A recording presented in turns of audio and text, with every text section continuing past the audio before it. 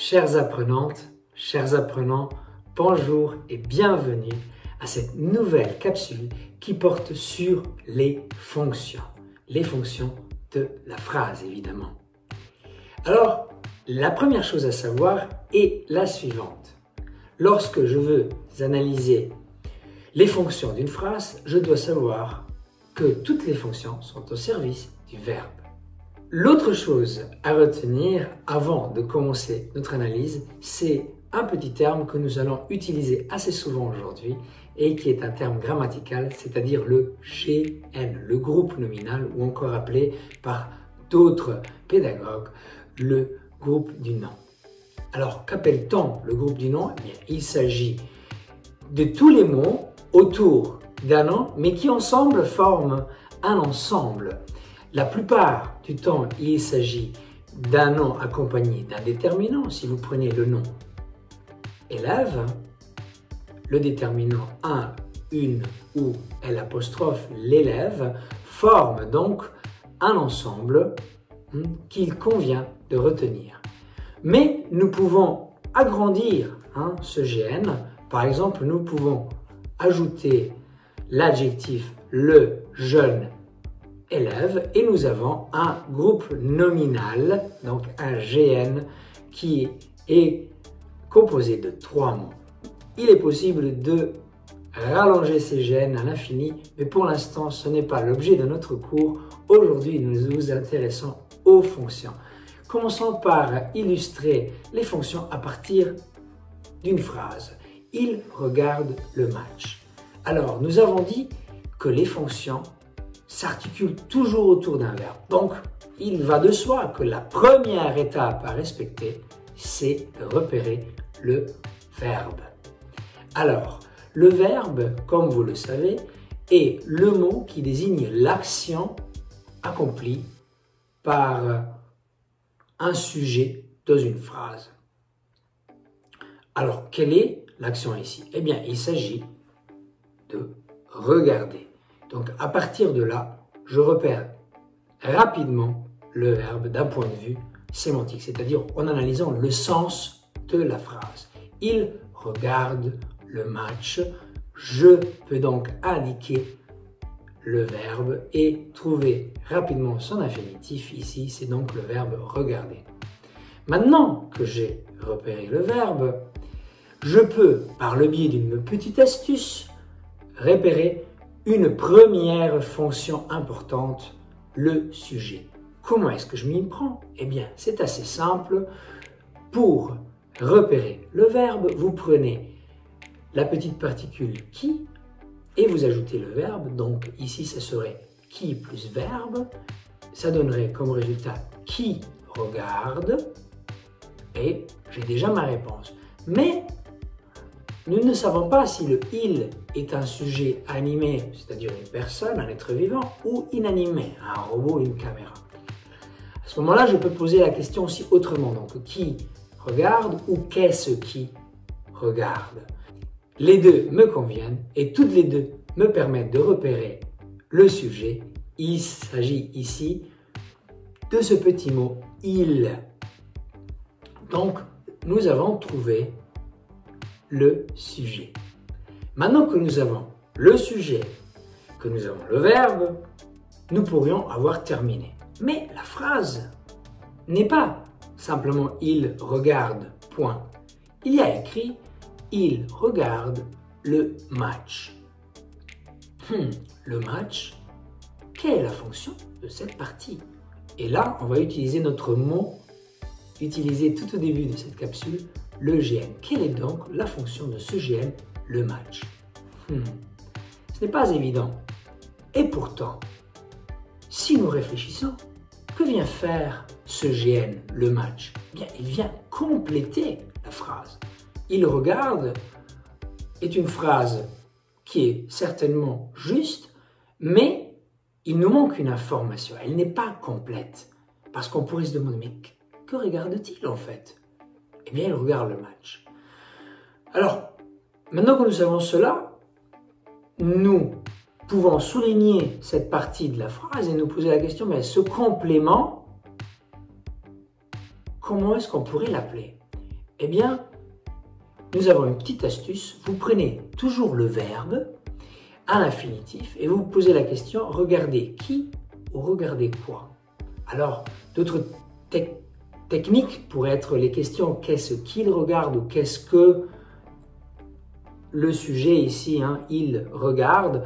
Mais le plus simple, à notre avis, c'est de prendre l'infinitif et de poser la question regardez qui, quoi? Et la réponse, c'est le match.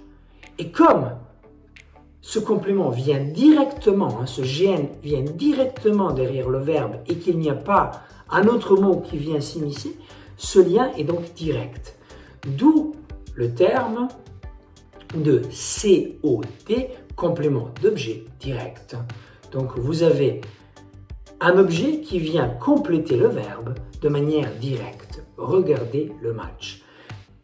À chaque fois que nous pouvons poser la question avec l'infinitif, par qui ou quoi, et que la réponse va de soi, sans qu'on ait un autre mot à ajouter entre le verbe et le GN, nous pouvons parler de COD. Mais, évidemment, vous imaginez, s'il existe un complément d'objet direct, il existe un complément d'objet indirect. Pour l'illustrer, il nous faut une deuxième phrase. Le joueur de foot a obéi à l'arbitre. Alors, à partir de cette phrase, nous pouvons retrouver rapidement le verbe. C'est donc le mot qui désigne une action. Ici, c'est donc a obéi. Nous pouvons rapidement trouver notre sujet qui a obéi. Le joueur de foot a obéi. Mais nous avons une partie à l'arbitre. Alors, dans un premier temps, on va essayer notre formule pour dégager un COD. Obéir quelque chose ou obéir quelqu'un. Et là, on se dit, mais ça ne marche pas. Parce que ce n'est pas obéir l'arbitre, c'est obéir à l'arbitre. Voilà qui est intéressant. Parce que cela nous permet maintenant de dire que le lien entre le verbe et son complément n'est pas un lien direct, puisque un petit mot, cette préposition à, vient s'immiscer entre le verbe et le complément. Donc nous avons un lien indirect. A obéi à l'arbitre et non pas obéir l'arbitre. Et voilà donc ce qui nous permet de dire ici qu'il s'agit d'un complément d'objet indirect, puisque la petite particule, cette préposition à, vient se mettre entre le verbe et le complément. Et donc le lien est indirect. Vous allez me dire, est-ce que c'est seulement avec la préposition à? Malheureusement, non. Ça marche aussi avec la préposition de. Répondre de quelque chose. Donc, je ne peux pas dire laisser cette petite particule de côté, sinon la phrase n'aurait plus le même sens. Et donc, à ce moment-là, je sais comment m'y prendre. Donc, pour bien dégager les COI, il importe de connaître la construction du verbe. Si le verbe se construit avec une préposition, prenons un autre exemple, téléphoner à quelqu'un, eh bien à ce moment-là, je sais que ce n'est pas téléphoner quelqu'un, ce qui sonnerait bizarre en français en tout cas, et donc vous savez que vous êtes en présence d'un verbe qui va être construit avec un COI.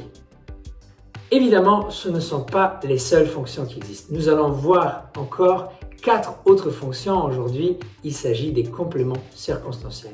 On y va en utilisant une phrase. Il joue à 4 heures. Plus besoin de revenir sur verbe et sujet, nous l'avons compris maintenant. Mais à 4 heures est une information supplémentaire qui se rajoute au verbe. Et pour répondre à cette information, nous posons la question quand est-ce qu'il joue? Et l'information porte donc sur le temps. C'est pour cela que nous pouvons appeler ce complément circonstanciel un complément circonstanciel de temps, un CCT. Ensuite, Prenons une autre phrase, il joue sur le terrain. Voyez qu'il y a un complément qui est apporté, mais pas sur le temps comme tout à l'heure, mais sur un endroit, sur un lieu. Où est-ce qu'il joue? Nous avons donc une information qui porte sur le lieu. Nous pouvons donc parler de CCL, complément circonstanciel de lieu. Nous en avons vu deux, il reste encore deux autres. Une nouvelle phrase. Il joue pour gagner. Vous voyez que nous avons une autre information, cette fois-ci, qui porte sur la cause. Pourquoi est-ce qu'il joue? Il joue pour gagner. Pour gagner, et donc une information sur la cause directement. Et nous avons donc un CCC, un complément circonstanciel de cause. Le dernier complément circonstanciel porte donc sur la manière. Prenons la phrase « Il joue très bien ». Comment est-ce qu'il joue? Très bien. Nous avons donc une information sur la manière. C'est donc un CCM ici. Donc voilà nos 4 compléments que nous avons étudiés ici. Compléments circonstanciels de temps, de lieu, de cause et de manière. Évidemment, il existe quelques autres fonctions. Nous ne les avons pas vues toutes aujourd'hui, comme le complément d'agent, qui est très utile lorsque l'on étudie les phrases actives et passives, ou encore les attributs. Nous ne les avons pas abordés au cours de cette leçon, mais vous trouverez pas mal d'informations tout au long d'autres capsules à ce sujet, voire dans des manuels scolaires. Chers collègues, c'est la fin de cette capsule. J'espère qu'elle aura été utile, que vous aurez appris à déterminer et à repérer les différentes fonctions. Il est temps maintenant de passer aux exercices pour vraiment appliquer cette théorie. Et puis, en cas de question, n'hésitez pas à nous écrire et nous essaierons, dans des délais raisonnables, de vous répondre. Bonne journée.